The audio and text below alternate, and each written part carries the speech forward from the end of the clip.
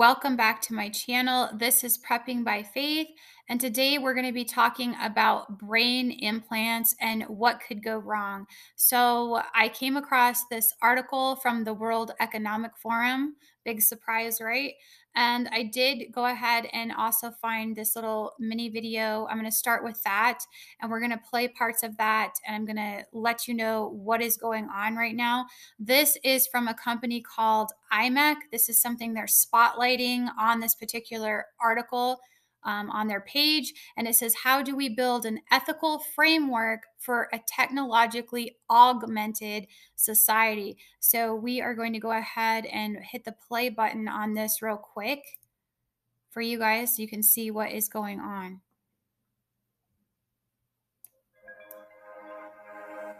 They're talking about glasses, cochlear implants, prosthetics are designed to restore a lost or impaired function. Add them to completely healthy individuals, and such technology can augment exoskeletons, AR goggles, phones. We already know about all that, right? This one, look at this, guys. Look at this. I'm going to pause this right here because it says future technologies will become more intertwined with our bodies in the form of implants. So they are telling us where this is going, what is going to happen. As you can see, I know many of you are Christians. Just seeing that chip right in the hand and acting like this is going to be part of the norm. This is what we're doing. They are trying to normalize everything that's happening. And I just wanted you guys to be aware of this. I'm going to pause this here and we're going to continue this. It's a really short little video. Implants such as pacemakers or brain implants are, in the first place, a medical necessity. Okay, since when did brain implants become a medical necessity? I haven't heard anything about this.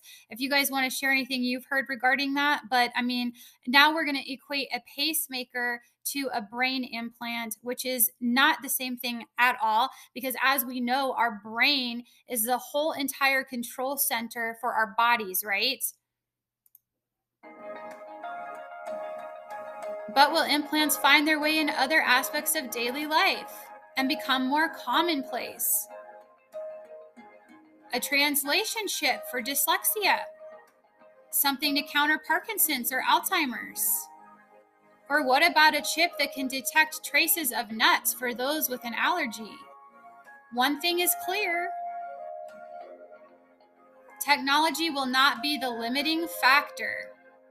Instead, boundaries will be drawn in the ethical debate. How do we build an ethical framework for a technologically augmented society? Nice. So I just wanted to play that for you guys really quick. So they're no longer talking about technology as far as helping people that have specific diseases.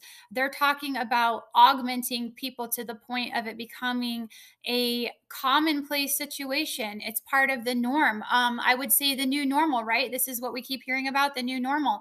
It's coming to the point where, it's no big deal. We're just going to talk about, feeding you guys crickets. That's no big deal.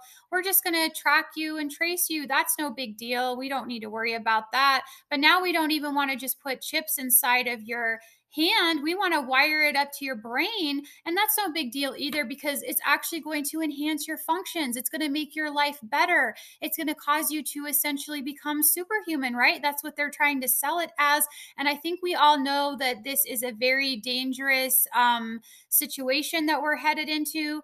We cannot be allowing them to start sticking chips into us willy-nilly, and especially attaching them. I did want to go into parts of this article really quickly because I think it's important. They start talking about brain implants, and they say it takes us one step further and allows us to tap straight into the body's operating system, which is what I was talking about, which is not good. We don't want them in our body's operating system.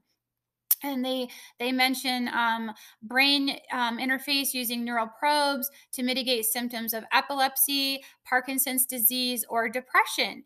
And they talk about Neuralink, They said that's been targeting the brain from the get-go, and brain implants may not be the first choice in our augmented society, but they're going to start tossing this word around. I want you guys to be aware of this word. This new augmented society is something that they're going to start talking about.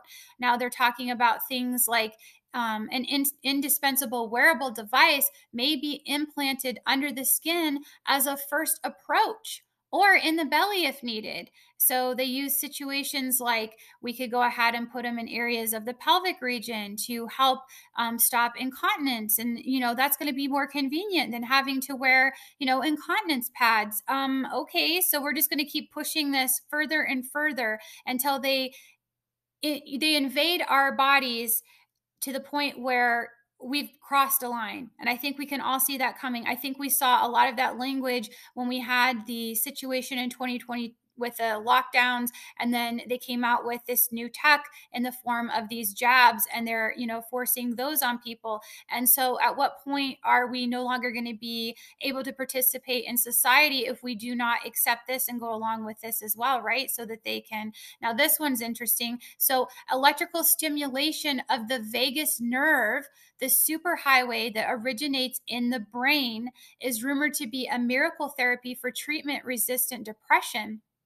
So, because we have depression, we need them to start stimulating our vagus nerve and, put this chip in there, I suppose. But what concerns me with that, I don't know if you guys know much about the vagus nerve, but the problem is if they can electrically stimulate you so that you feel dopamine effects in your vagus nerve, then what they're going to be able to do is if they were doing anything else to your body, say they were beating you or they were abusing you or whatever the heck they wanted to do to you, they could actually stimulate that to where you are feeling pleasure. This is very, very concerning. We do not want them in our vagus nerve and our brains, anything to do with that. So, they're talking about how with wearables, no one turns their head anymore for medical necessities like hearing aids or pulse monitors. They're saying, that this is the norm. So this next thing should be the norm.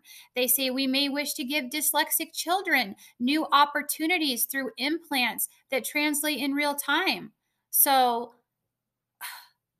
any little issue that you have instead, and then they go into the notion about the fact that we are on a lot of pharmaceutical drugs, and they're going to try to spin this narrative to help push their agenda. So they say if the idea of a chip in your body makes you cringe, consider all the pharmaceuticals you take without question. The cradle to grave art installation in the British Museum confronts us visually with our pill popping behavior. And they talk about how around 65% of American children and teens with ADHD are prescribed some sort of a stimulant medication. And the fact that 14,000 pills is the estimated average prescribed to a British person in their lifetime. So they talk about how drugs that are often related to amphetamines and how they affect the brain and have long-term effects. So they're saying these new things they're creating, they're calling them electrocuticles, are just small implants that mitigate those symptoms of various disorders by just sending these little pulses. And so we don't have to worry about it because it's not going to be a long-term effect like a pill. So this is just evolving into something that I think we all need to be aware of. I know that there have already been articles and stuff that had come out where we had a couple different companies in the US that was starting to work with chips in the hand. There have been lots of information that's come out about Sweden and how a lot of their people have just walked into this. But I want you guys to understand that they are now going to start pushing this augmented reality technology and saying that it's a good thing, it's a positive thing, just like cricket burgers. It's a positive thing. This is good for you. This is what you need to do. It's going to enhance your life. It's going to help you become more superhuman because we have this tech now, right?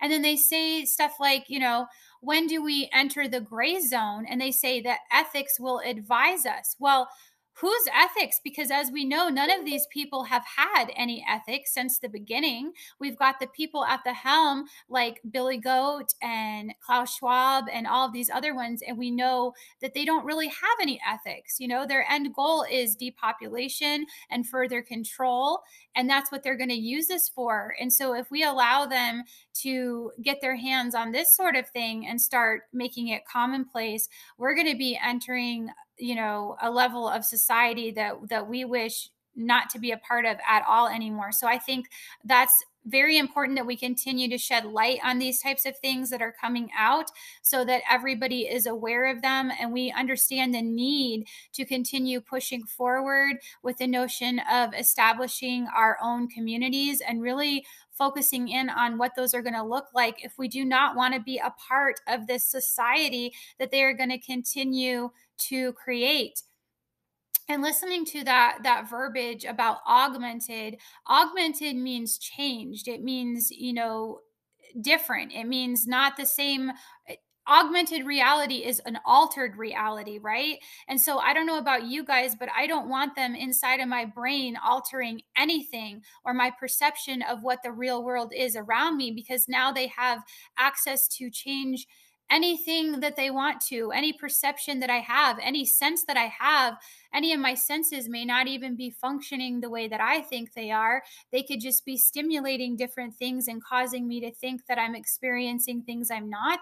And so this is a very dangerous area that we are entering into. And I thought that it was an important article and important to share with you guys. I will go ahead and link it for you in the description box, as I usually do, so you guys can go over and check it out for yourself. And if you want to play that video clip again and really examine what's going on. But we are entering into a potential mark of the beast, as many of us have mentioned. And this is escalating, guys. This isn't something that's just disappearing under the rug. It's going to continue to get pushed in our face, and they want it to become commonplace. They want it to become the new normal. They want it to be the norm. It's all part of this great reset. So I just wanted to share this with you guys. And if you've enjoyed this video today, please give me a like, share, and subscribe. And remember to pray, prep, and put God first. God bless.